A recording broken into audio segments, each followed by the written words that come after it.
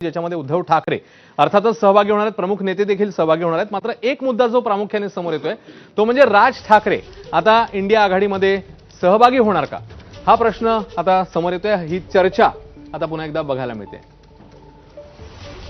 राज ठाकरे नेमके कुणाचे, हा प्रश्न विचारला जातोय। राज ठाकरे महायुतीसोबत जाणार की मोठ्या भावाशी हात मिळवणी करणार, याचा फैसला अजून झालेला नाहीये। राज ठाकरेंबाबत उद्धव ठाकरेंना पत्रकारांनी प्रश्न विचारला तेव्हा इंडिया आघाडीत कोणत्याही अटी शर्ती नाहीत असं उद्धव ठाकरेंनी म्हटलं। तर राज ठाकरेंनी उद्धव ठाकरेंसोबत युती केली तर ते इंडिया आघाडीचा भाग होणार का, हाही एक प्रश्न समोर येतोय। आजच्या इंडिया आघाडीच्या बैठकीत इतर मुद्द्यांसोबत या मुद्द्यावरही चर्चा होणार का, यावर आता सगळ्यांचंच लक्ष लागलेलं आहे। राज ठाकरे यांच्या संदर्भात पण चर्चा होणार आहे का? कारण नाही, मला काय माहिती नाही आणि त्याच्यावर चर्चा करण्याची दुसऱ्याला कोणाला गरज नाही। काँग्रेसची भूमिका दुसऱ्या कोणाला त्याच्यावर चर्चा करण्याची गरज नाही।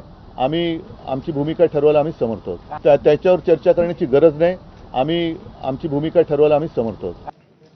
आता पुढची बातमी, रोहिणी खडसे यांचे पती प्रांजल खेवलकर यांच्यावर आता आरोपांचा बॉम्ब पडताना बघायला मिळतोय। महिला आयोगाच्या अध्यक्षा आहेत